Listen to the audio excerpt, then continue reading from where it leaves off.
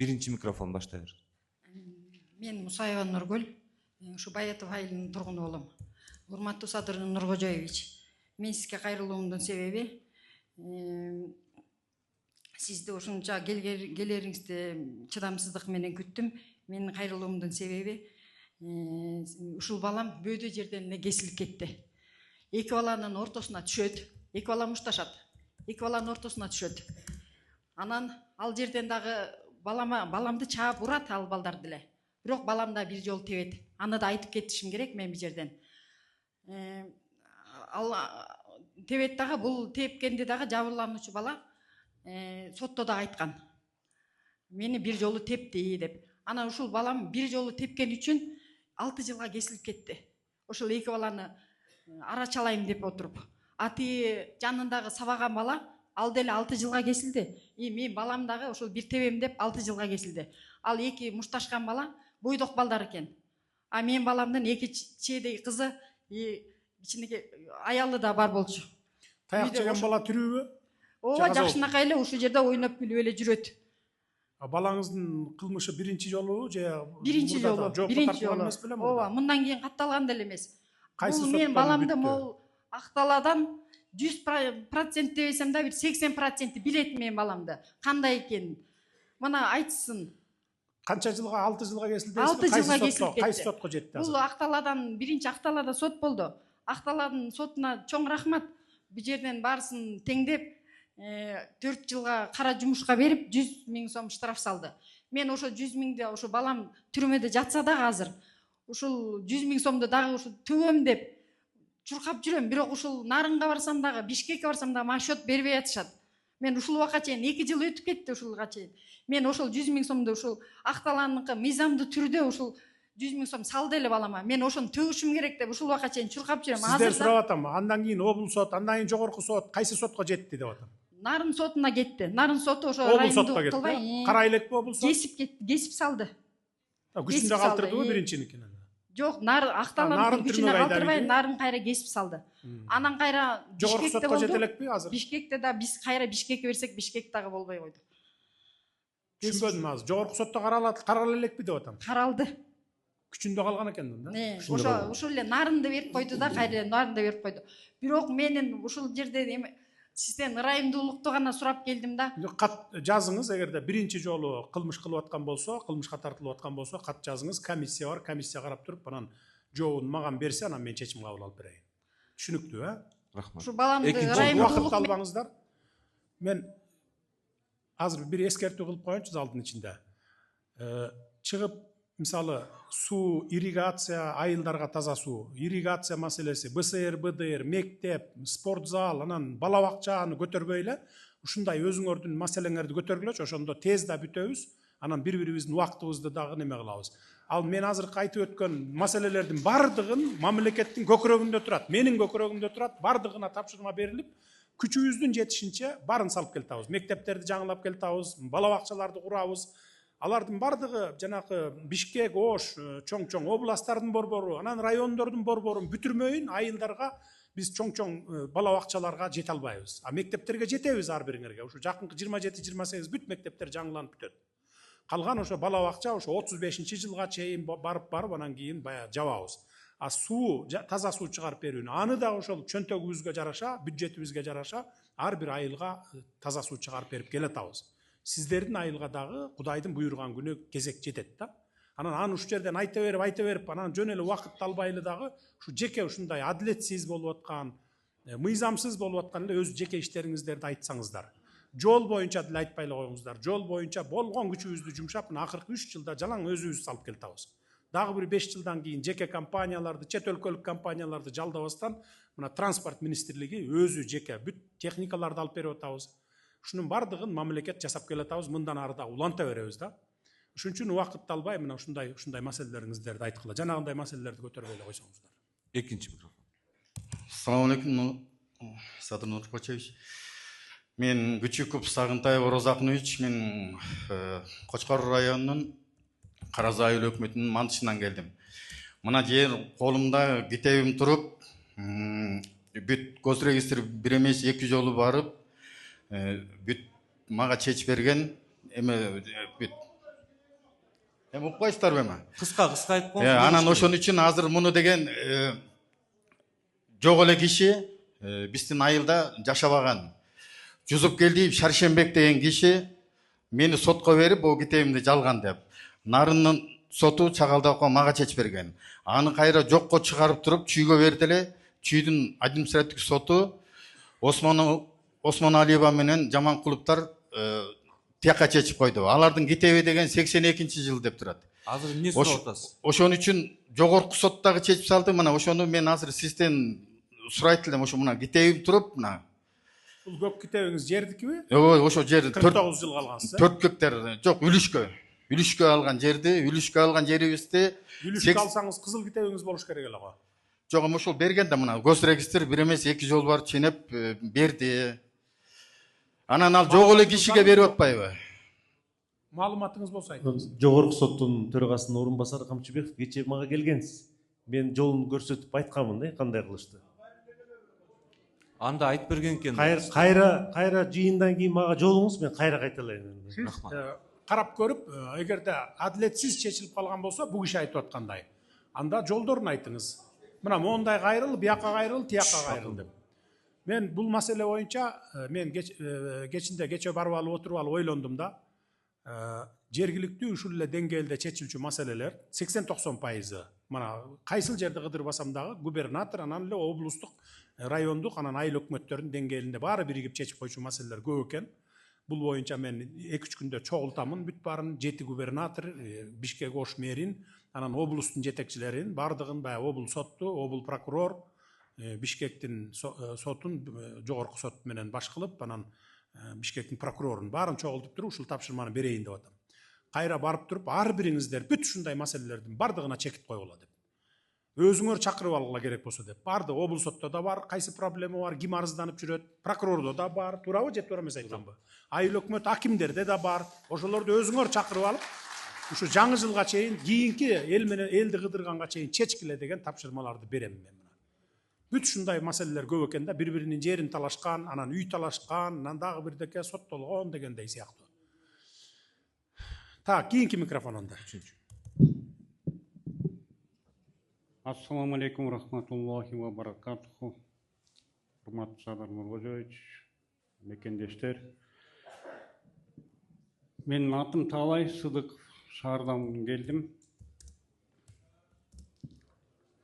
Уруксат берсеңиздер, мен деле ушу көйгөйүмдү айтып алайын, урматтуу элим. Айтыңыз, бат-бат, кыска. Анан мен 2018-жылы ушу кайрымдуулук фонд бар, Рускелди деген, аны жетектеген Жээнбаева Бермет Акматбековна могу Бишкектин шаарынын четинде Алтын казык конушунда мусорный свалканын жанында 45 жанагындай жетим жесир майып апалар эжелерге үй сала баштаган. Ошол жерден азыр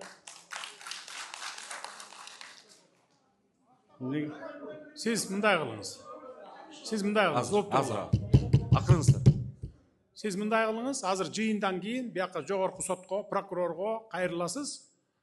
Ген прокурордун замы, замсың, ген прокурордун замы, жогорку соттун замы, мына ушуган кишилерге кайрылгын. Анан булар сенин арызыңды карап туруп, анан мага айтышат. Мунуку туура экен же туура эмес экен деп. Бул маселе боюнча мен үстүртөн билем да, далай арыздангансыңар. Алардын баарын тактап туруп анан мага айткылачы, ким прав, ким нет экен. Түшүнүктүү, а? 4-нчү микрофон. Саламатсыздарбы? Атым Азамат Муратбек уулу, Коштоо айылы, Алабак айылы.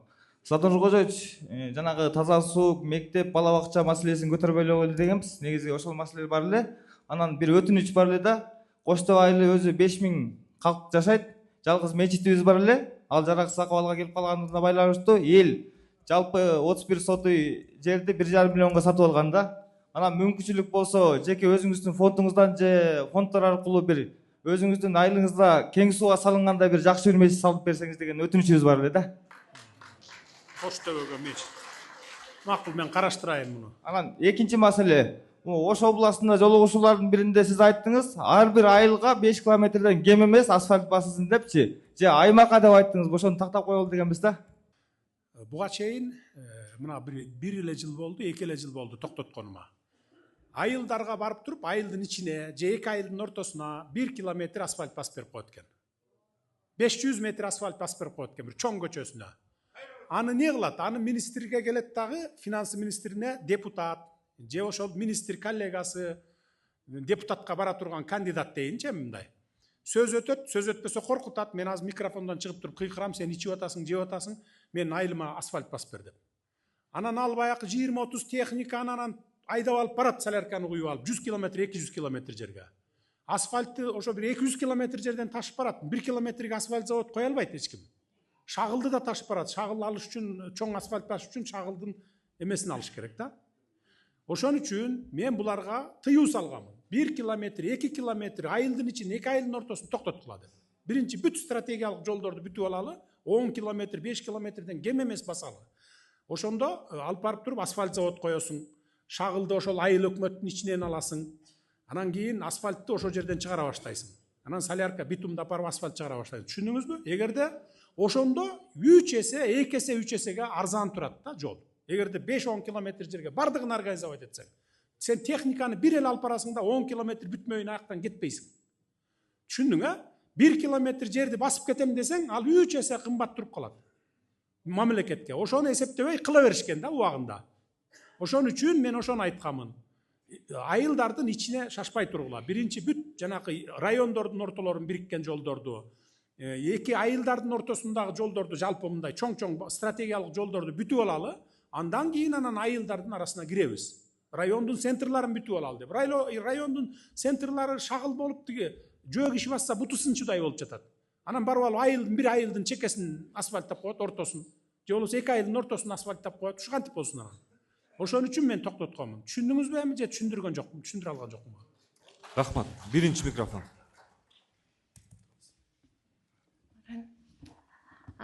Саламатсызбы, Садыр Нуркожоевич. Сизге кайрылуунун себеби мен Баятов айылынын тургуну Мураталиева Субайылда.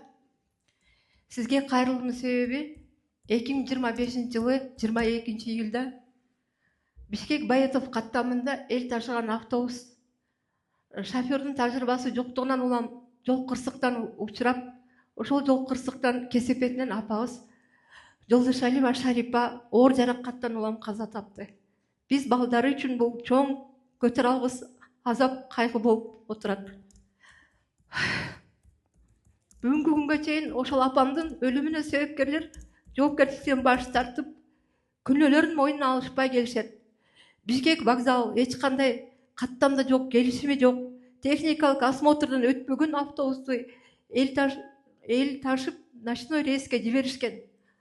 Толтура нарушение менен кетирген автобуска эч кандай тиешебиз жок деп бүгүнкү күнгө чейин мойнуна алышпай келишет.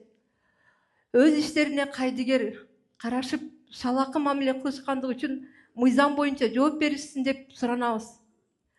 Ошол күнү апам Жолдошалиева Шарипа товар алганы Бишкекке кетип бара жаткан.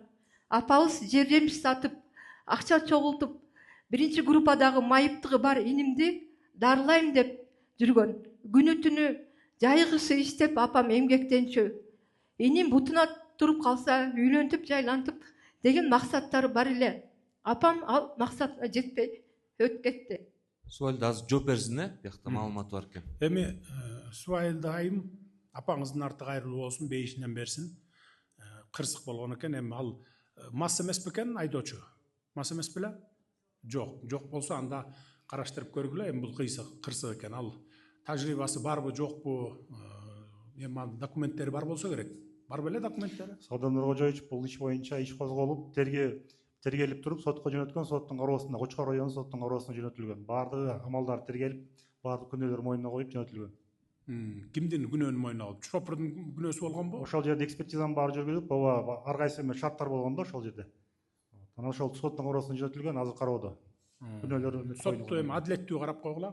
Адилеттүү карагыла. Анан бул боюнча эми баягы билесиңер, 30 жылда бардак болуп кеткен да, эми орусча айткандачы. Баш аламандык, таксиси деле жүрө берет, бусиги деле жүрөт, анан автобусу деле жүрөт болуп. Азыр бардыгын иретке келтирип атабыз. Бүт баягы илгерки автовокзалдарды менчикке өткөрүп алгандар да бар экен. Менчик алып алып, бир кафе куруп алган ичине же башка бардыгын кайтарып, азыр автовокзалдарды восстановить этип атабыз. Автобустарды алып беребиз дагы, илгеркидей автобустар жүрөт. Таксилерге лицензияны болсо Ички иштер министрлиги көзөмөл менен берип атат. экзамен алып атат, тапшыра албаса өтпөйт. Лицензияны кайсыл эмеден баштап берип атасыңар? Жакындан баштап лицензия оң рулдууларга бербейбиз дедик, только баягы сол рулдуулар. Биринчи июлдан баштап берилип атат. Берилип атат, айдоочулук Баары текшерилип атат. Айдоочулук күбөлүгүнүн немесин, Тажрыйбасы баары текшерилип атат. Мына эми ретке келтиргенге күчүбүз жетип атат. Бүт мына Минтранс барбы? Минтранс турчу. Канча автовокзал калды дагы райцентрларда, райцентр кичи шаарларда жасалып элек. Биздин карамагыбыздагы 7 чоң автовокзалды былтыр өкмөттүн чечими менен жергиликтүү бийликке өткөрүп бергенбиз. Жергиликтүү бийликке. Бирок ремонттолду анын баары, ремонттолуп атабы? Ремонттолуп жаңы салынган, жаңы салынып атат. Кыскасы, в общем, ар бир районда баягы илгерки автовокзалдар иштеп баштайт. Анан ошондон анын автобустар иретке келет. Бардыгы иретке келет. Мунун баарын 30 жылда чирип бүткөн нерсени бир 3-4 жылда эле баарын кылуу иш кыйын экен да. Сот иштери болот экен, сот иштери эле 1 жыл созулат экен, инстанциядан инстанцияга жүрүп отуруп, ошо сот аркылуу алгандарыбыз болду, түздөн түз алгандарыбыз, өзүлөрү добровольно бергендер болду. Мына болду, мен туура эле менчиктеп алдым эле убагында деп. Кийинки микрофон. Саламатсыздарбы? Сатылганова Нургүл, учурда мугалим болуп эмгектенем. Садыр Нуркожоевич, биздин ошо Баетов айылында Алтын Муун Аристе деген жакшынакай балдар үчүн билим уясы бар, бала бакча. Ушул бала бакчанын ачылганына 11 жыл болду. Мамлекеттик түркү берүүчү гранттын эсебинен капиталдык ремонт менен өтүп, пайдаланылбай турган имаратты айыл тургундары демилгелүү топ түзүлүп, ушул учурда көйгөй болгон учурда жакшынакай кылып ачып алдык эле. Бала бакчанын учурда 150 бала тарбияланат, 30 кызматкер иштейт. Анан ушул 11 жыл болгонуна карабастан дагы эле жерге ээлик кылуучу, имаратка ээлик кылуучу эч кандай документибиз жок. Ушул учурга чейин чечилбей келет. Биз башкы прокуратурага да кайрылганбыз, Улушевка. Буга чейинки губернатор, 3 губернатор келди, 5 аким келди. Мен суроом бар. Азыр дагы иштеп атабы? 150 баланы карап отурасыңарбы? Азыр кимге тиешелүү ал мекеме? Айыл өкмөткө тиешелүү, муниципалдык. Муниципалдык. Так, муниципалдык болсо, бала бакча кылып иштетип атасыңар? Ооба, бала бакча, мамлекеттик. 150 баланы 150 бала тарбияланат. Алдыңкы бала бакча. Аким турула. Айыл өкмөт өкөң бириктиле дагы, жолун тапкыла дагы, бергиле. Биз баякы бала бакча, мектеп салабыз дегендерге жерди, мамлекеттик здание болсо бекер беребиз деп атпайбызбы? Жетишпей атат го мынакей. Балдардын мектеп, бала бакчалар жетпейт, мектептер жетпейт. Бергиле, не кыласыңар ал зданияны? Кечирип коюңуз, эме имамдар менен кичине эме болуп атат. Аякта жаныбызда мечит бар да. Биздин жер, биздин территория, биздин имарат деп ушундай чечилбей келатат. Акыркы үмүтүбүз сиз. Эми чечип бергиле, имамдар менен да сүйлөшкүлө, ошо эмен мечиттин жери беле мурда. Эми имамдар деле каршы чыкпаса керек. Имамдарга деле бала керек, алардын деле балдары бар, алардын деле балдары барат. Чечип бергиле, давайте, неме кылгыла. Чоң рахмат. Чоң рахмат. Буларга бергиле дагы. Анан немеси кийин өзгөрүп кетпесин. Азыр 150 баланы багып атып туруп, анан кийин айдап чыгып туруп, анан офис кылып же башкача бирдеме кылбасын. Түшүндүңөр, өзгөртүүсүз. Өмүр бою түбөлүк ошо бала бакчасы болот деп туруп бергиле. Жарайт. Түшүнүктүү, Сиз дагы содействовать этиңиз, эгер деме кылат. 3-чү микрофон. Саламатсыздарбы? Азыр ушул боюнча айтып коеюн, мына райцентрларга, шаарларга, керек болсо айылдарда деле жеке менчик мектеп салам, жеке менчик бала бакчасын курам дегендерге биз жерди бекер беребиз. Жерди бекер беребиз да ошолорго. Анткени алар баякы бул мамлекеттикинен альтернативдүү болуп, баягы платный болуп, анан жакшы карашы мүмкүн, жакшы окутушу мүмкүн, жакшы билим бериши мүмкүн да. Ошон үчүн биз ушундай саясатты жүргүзүп атабыз. Ошонун негизинде бергиле буларга. Түшүнүктүү, 3-чү микрофон. 1. Урматтуу Садыр Нуркожоевич, ушу бийик тоолуу аймактарга ар тараптуу көп жардам көрсөтүп атасыз. Анан ушу орто жана чакан бизнестин атынан ушу сизге кайрылуубуз бар. Кайрылуубуз төмөнкү болуп атат. Биздин ушу туризм тармакта иштеп аткан боз үйлөр, мейманкалардын иштеген мезгили аябай кыска болуп атат. Анткени жайлоо ачылгандан кийин мына Сөңкөлдө да биз иш алып барабыз. Жайлоо ачылганда чет элдик туристтер келет, ички туристтер келет. Ошо менен июндун башынан баштап августтун аягына чейин иштейбиз. Ошол маалда биз салыкты 4-6% менен төлөйбүз. Бишкек менен тең. Бишкекте болсо өзүңүз билесиз 12 ай иштейт да, мейманканаларчы. Ошол себептен сизге кайрылып атканыбыз ушу салык саясатын карап, анан ушу бирдиктүү салыкты ылдый кылып бересизби деп атабыз да. Бул биринчи маселе. Экинчи маселе мына ушу жерде көптөгөн ишканалар бар. Азыр мындай болуп атат маселе. Бүт баарыбыз ачык айкын иштеп баштадык. Анан Бишкектен айырмабыз, биз эмгек кодексине ылайык 40 күн эмгек өргүсүн бериш керекпиз да. Бишкек шаары чүй-өрөнү ошол маалда 28 күн берет. Мисалы, ушул маалда бизде 60 киши иштейт. Мен ошо 2400 күн эмгек өргүсүн төлөп бериш керекмин да. Бишкек шаарында болсо 1680. Биякта сөңкөлдүкүндү айтып берип атам. Анан ошондо айырмасы 720 күн көп төлөп атабыз да. Түшүнүктүү. В общем, жайлоолордо туризм менен иштегендерге, Бишкектен айырмалантып бергиле деп атасызбы, азайып деп. Боюнча анан экинчи. Болду, мен жазып алдым, мынакей жазып алдым, салык кызматына мен тапшырманы берейин, мыйзамдарды карап көргүн деп. Рахмат. Айтыңыз. Бул насыялар боюнчачы, ушу бийик тоолуу аймактарга ушу төмөн пайыздагы насыяларды берсеңиз аябай жакшы болмок да. Анан бул жерден эки эле талап коюп коюш керек да. Муну биринчи талап канча салык төлөйсүң, экинчи талап болсо канча жаңы жумуш орундарын камсыз кыласың депчи.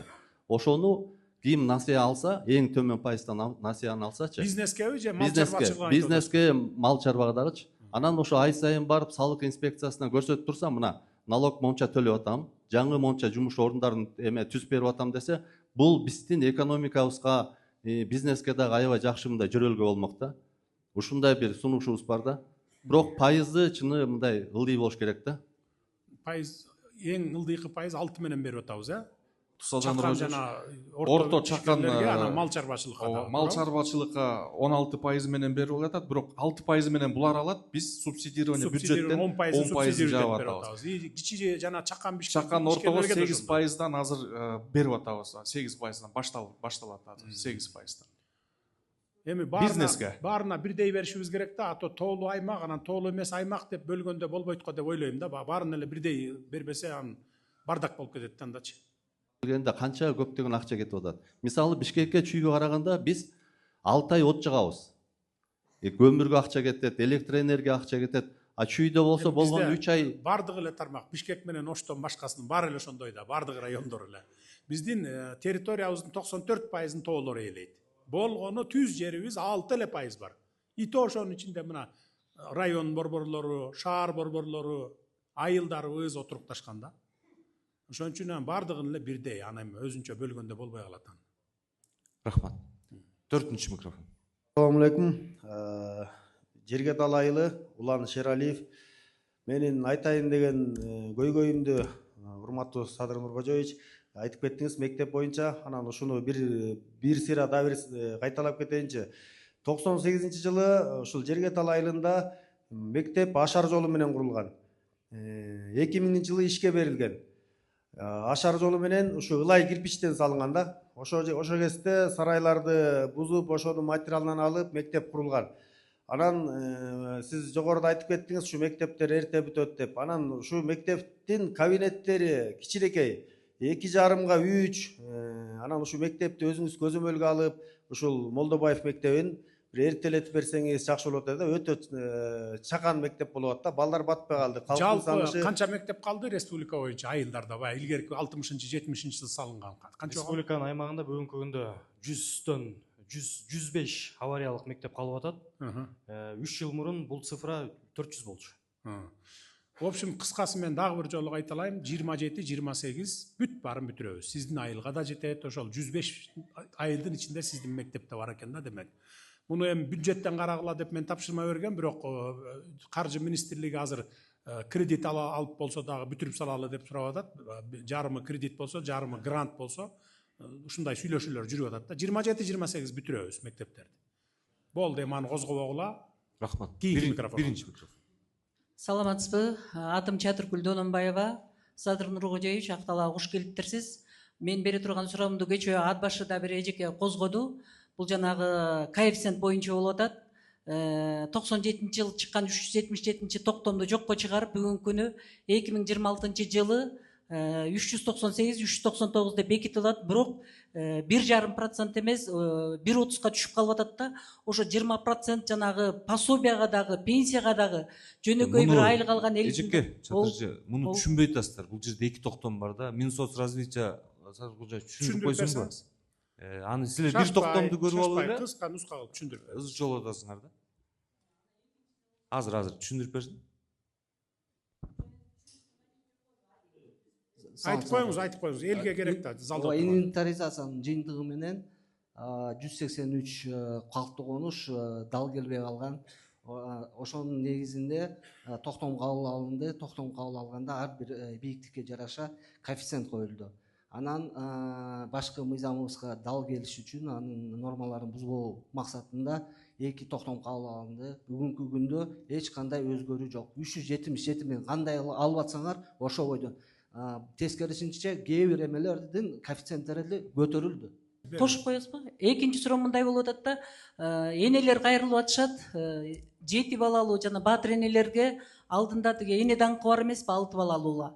Ушуларга эч бир эчтеке каралбайганын сурап атышат. Мен ошо аялдар кеңеши болуп көп жыл иштедим эле.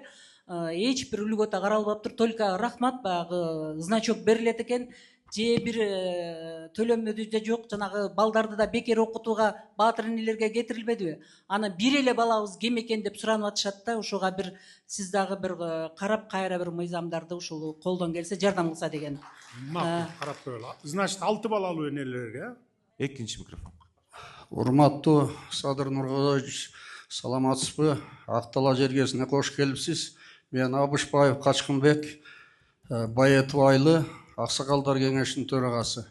Эми алдыда райондун акими абдан жеткиликтүү айтты, 27 долбоор боюнча. Биз мурунда тааныштык эле. Эми сизден өтүнүч ушунун ар бирин көзөмөлүңүзгө алып, бир толук этегине чыгарып бергенге, ушу Акталага бир көз салып, шефке алып берсеңиз. Себеби алыскы районбуз. Баягы министрге 1000 айткандан көрө сизге бир айткан артык. Ишенебиз сизге. Анан эми көзөмөлгө алабыз. Ар бир районго ошол кийинки жылдын бюджетинен акча бөлүштүрөбүз. Анан ошо нарынды кыдырып баштаганда эле карасам, баары сүйлөшүп алганбы? Баары эле 1 миллиард. Рахмат. Беребиз, канча керек болсо ошончо беребиз. Башталган иш бүтөт акыры бир күнү. Бул жерде Баетов Нарын жолу 2 фронт менен иштеп атат, 2 фирма. Бизден кетип аткан абдан жакшы, буга эл жакшы баа берип атат. Айтып коюшубуз керек, Нарындан бери баштаган фирмага кичине камчы керек, камчы чаап коюш керек. Шуну министрге бир катуу айтып койсоңуз абдан жакшы болот эле. Көзөмөлгө алсын. Биз эми 2-3 күндө эле бир барып атабыз, Жылдыз көл болуп кетти. Сыйырып салып эле кетип атат. Басуу иши жок. Машиналар талкаланып атат. Ушуну бир дагы катуураак айтып койсоңуз. Анан күндө айтамын, күндө айтып атам. Бул боюнча акыркы 3 жылдан бери биз бүт техникаларды алып берип, илгерки 2020-га чейин почти Минтранс жол жасачу эмес. Барын эле подрядчикке берип эле, ал чет өлкөлүк подрядчик, ички подрядчик ушинтип келген. Азыр биз тескерисинче 1000ге жакын техника алдык окшойт, республика боюнча жалпы. 1500, мына даже 1,5 болуп кеттир мына. Бардык техникаларды алып берип атабыз да, анан мындан ары Минтранс өзүң басасың деп атабыз. Булар жаңыдан тажрыйба алып атат, жана арызданып атат, кээ бир жерлерде жолду начар басып койду деп. Аны туура түшүнүшүбүз керек. 30 жыл эч ким иштебесе каяктагы тажрыйба болот? Жалаң жеке менчиктерге берип, анан алардан бөлгөн акчадан 10%-ин чөнтөгүнө алат, министр алат, премьер алат, президент алат, ошентип алып келген 30 жылдан бери. Азыр биз бүт Минтрансты жандандырып атабыз. Ар бир райондо бирден илгеркидей ДЭУ туруш керек. Керек болсо жана асфальты укладчиге кошо туруш керек дагы. Райондун ичинде эмне жол болсо Минтранска эле беришибиз керек. Ме деп туруп. Ошондо эки эсе арзан болгон болот. Жеке жакка берсең ал пайдасыз иштебейт. А биз эмгек акы төлөп берип атабыз, техникасын алып берип атабыз, запчасын алып берип атабыз. Анан керектүү гана инертный материалдарын сатып беребиз. Болду, ал пайдасы жок иштейт Минтранс. Ошогон алып баратабыз мынакей. Анан бир жылда бир эмес же бир айда эмес, күнүгө айтып турам буга. Түнкү саат кээде 3-тө чалам, моягың деген мондай пробка болуп атат неге деп. Жана Бишкектин тегеректериндегилерде. Түшүндүңүз мына элдин да талабы ошол. Биздин республика, агрардык республика, могуреки илгерки Госплем завод госплем станцияларды республика боюнча келечегинде иштетпесек, биздин малдын башы сапатсыз болуп, жайыттар туруштук бербей калды. Сапат көтпөсөк, эми мисалы 100 кой бакканча бир 30 кой багып, ошондон жүн алышыбыз керек, эт алышыбыз керек, киреш алышыбыз керек. Ошондой эле үрөөнчүлүк чарбаларды да бир эске алып, семхоздорду мамлекеттик көзөмөлгө албасаңыз, коррупция ошол жерде болуп атат. Мына сиз деле чарбада билесиз, жанагы комбайн чаап алган буудайларды эле тазалап, мөлтүрөтүп эле элге сатып атат. Анын эми тишин ачып көрө албайт экенсиң, элита деп коет, супер элита, анан репродукция биринчи деп коюп атат. Ушуну бир келечегинде эске албасаңыз, биз өнүкпөйбүз, ортубузда тура беребиз. Себеби биз ушу менен оокат кылып атабыз. Эми акырында Нурбек мырза, бул жерде жол министри турат, рас. Сиз замкесте келип, могу 1 километрди Баетовго кире беришти. Бир башкача азыркы учурга ылайык жазап берем дедиңиз эле. Эми мына өзүңүз министр болуп, 2 тискин 1 чылбыр колго тийиптир. Эгемендүүлүккө чейин жазап берип, мына урматтуу президенттин астында убада берип койсоңуз эми сиз деле соопчулук. Ушуну өтүнөм. Рахмат, бар болуңуз. Түшүнүктүү. Азыр госплем завод боюнча жана жайыттардын деградация болуп кеткенин кайра бастан айтуу боюнча мына министрдин орун басары турат. Айтып берсинчи, кандай иштер жүрүп атканын. Айтып беребиз. Садыр Нургожевич, бул боюнча жайыттардын деградациясы боюнча жылына 10 000 гектарга 5 жылдан бери жайыт үрөөндөр чачылып келген. Сиз кечээ күнү тапшырма бердиңиз, бул аянтчаларды 100 000ге чейин чыгаруу боюнча. Бул ишти алып барабыз.